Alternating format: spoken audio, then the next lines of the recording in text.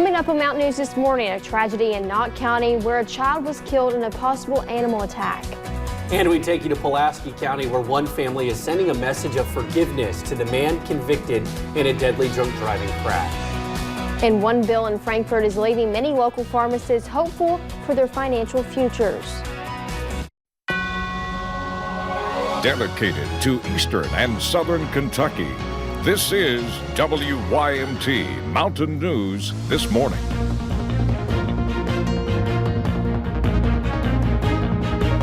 Good morning. The time is 5:35 on February 19th. I'm Madison Pergram. And I'm Will Puckett. Thank you for tuning in to Mountain News This Morning on this Wednesday. On this Wednesday, we are halfway through that work week, and it looks like weather-wise, we're smooth sailing for the rest of the week. Yeah, smooth sailing, an Old Dominion song. Oh, yeah. Let's go to Brandon Robinson. Brandon, you have some good news for us today. I do, today. And potentially tomorrow. We'll have to wait and see what kind of the data shows, but back and forth. And here's a song for you. I'll give you a part of the lyric and see if you all can guess this when we come back to you. We're halfway there, and see if you can finish it when we're at the end of the forecast here. Let's take a look at that forecast. We're taking a look at the satellite and radar, and again, clouds have cleared out in the northern section, so Mountain Parkway North, you are already okay this morning. Cold, though. You're seeing temperatures in the low 30s up that way. Irvin, Moorhead, and Ashland, 40 or above there. Down to the south in some areas, a lot of folks in the 30s this morning. And we're going to head upward today to about 45. We'll see sunshine, so that's going to be some good news for us. So, again, just hold on to that, because we'll see that probably by mid to late morning for most of us as we head through the rest of the forecast. We'll have that for you here in just a little bit. Madison? Thank you, Brandon. Well, a boy is dead following a possible animal attack in Knott County. This all happened in the Emelina community along Kentucky 1102. Kentucky State Police, the Knott County Sheriff's Department, and multiple other agencies were on scene. The call came in around 6 o'clock Tuesday afternoon, and the body was taken out around 9 p.m. Police say the boy was found along the mountainside behind the home, and that the pouring rain and elements heightened the difficulty of the investigation. It was hard to see, of course, when workers, EMS workers and troopers were coming down the hill. Their lights were coming from a distance. One person I thought said, several hundred feet, 300 to 400 feet up the hill, and it's very steep. So, it is a pretty good distance. His body was sent to Frankfort for an autopsy, and officials hope this will shed some light on the situation and reveal what exactly happened. This is an ongoing investigation. Staying in Knott County, state troopers arrested a man after a child porn investigation yesterday.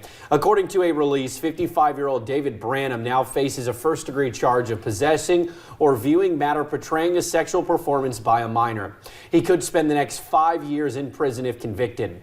Branham was taken to the Kentucky River Regional Jail. And Floyd County deputies carried out a string of investigations, netting their largest meth bust in years. Look at this picture. Sheriff John Hunt says that is more than 5 pounds of crystal meth. They also found numerous guns and more than $5,000 worth of stolen property. Through 4 investigations, deputies arrested 8 people. Their names and charges have not been released yet. Investigators raided clinics in Harlan, Pike, and Floyd counties yesterday. Here is the scene at behavioral health professionals in Harlan. The FBI is leading the investigation. Agents, along with state police and investigators from the Kentucky Attorney General's Office of Medicaid Fraud and Abuse Control, carried out, quote, judicially authorized activity. The scope of that investigation is unclear at this time. And a message of forgiveness out of Pulaski County. That's where a man who admitted to driving drunk at the time of a deadly head-on collision is up for parole. Instead of pushing to keep him in jail, the family of the woman killed in that crash is asking that he be released. James Harmon served almost 5 years of his 15-year sentence for killing Sandra Drury. He's expected to find out later today whether he will be released early. WKYT Shelby Smithson explains why the family wants him out of jail. I grew up in church. She took me to church 3 times a week. John Drury's mom, Sandra, was a woman who held tight to her faith. In fact, it was a Sunday night in 2015. Sandra was on the way to church when a car crossed the center line and hit hers head on. James Harmon pleaded guilty to manslaughter after Sandra died and received a 15-year sentence. And it's that same faith that now has John pushing for Harmon's parole. I know people don't understand that, eye for an eye. But I believe there's a lot of good people in prison. They just made a wrong choice. Since Harmon's sentencing, the Drury family wanted to be lenient on punishment, despite people around them and even the prosecutor questioning that decision. But the Drury's idea of justice was not about revenge, instead about redemption. I think there's some good that James Harmon can do in this world. Drury has been in contact with Harmon. He says Harmon has been taking classes and rehabbing in prison. News that gives Drury hope their faith will be rewarded. This is going to be closure. I've healed, but I think I'm going to heal even that much more when I'm able to talk to him face to face. A meeting they have planned whether Harmon is paroled or not, and one that Drury believes his mom would be proud of. She would agree with what we're doing, you know. She would want James to turn his life around, you know, to never drink and get behind the wheel ever again. She would want that for James. Shelby Smithson, WKYT. Harmon's case was heard in court Monday and Tuesday. The juries tell us a decision about his parole is expected today. And Senate Majority Leader Mitch McConnell announced yesterday that Kentucky will get more than $1 million in transitional housing funds. That money will go to help provide housing for people in recovery as they adjust from treatment facilities to the workforce. The funding comes from the U.S. Department of Housing and Urban Development. Well, some local pharmacists look to Senate Bill 50 for financial relief. Two things determine how much your typical prescription costs: a dispensing fee and actual cost of the drug. Lately, those factors are leading to less profit. Richard Sloan, who owns a local pharmacy, says this relief is needed for him to continue operating. Senate Bill 50, what we wanted to do is to level the playing field so small business people, such as myself, and even your larger chains, such as Walgreens, can get an adequate reimbursement for the product. He says by removing the impact of pharmacy benefit managers, it would help pharmacies make a greater profit and save the taxpayer money. Senate Bill 50 is now pending in the Senate Rules Committee.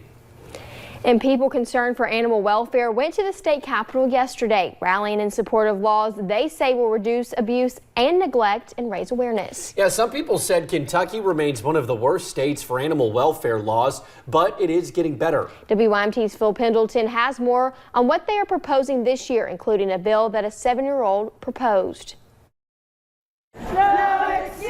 Each year, a group of Kentuckians comes to the Capitol, hoping to rally people in support of bills on behalf of animals. You know, Kentucky was ranked last in the nation for animal welfare laws for 12 years in a row by the Animal Legal Defense Fund. Just this year, we moved up to 47th. They're hoping to drop it even lower this year. House Bill 108 or Senate Bill 21 passes, which would allow veterinarians to report abuse to police. What can you do? I can't risk my license to do that, and that's what it would have been. Chris Albert says an elderly couple brought in a dog they feared was being sexually abused by their son. She said her hands were tied. And of course, all I could do was treat that. I suggested that they report him. Supporters are also pushing a bill that would provide immunity for people who break into cars to rescue dogs or cats. That's called the Hot Car Law. And then there's House Bill 27, an idea from 7-year-old Ethan Branscombe. He wrote me a letter and it said, hey, I think that if we made shelter and rescue animals the state pet of Kentucky. The bill passed the House and is now in the Senate. And today, Ethan received an award for his idea. I just want to say to all the kids out there, don't think just because you're a kid, you can't make a difference. Supporters are also wanting more abuse and neglect cases changed from misdemeanor to felony offenses. In Frankfort, Phil Pendleton, WYMT Mountain News. Now, supporters say the Senate version of the veterinarian immunity bill has the best chance of being passed this year because of its language. Just ahead on Mountain News this morning, Adele fans finally heard the news they have been waiting years for. The forecast is a bit of a run over the next couple of days, but improves just in time for the weekend. I'll take you through the twists and turns in about 3 minutes.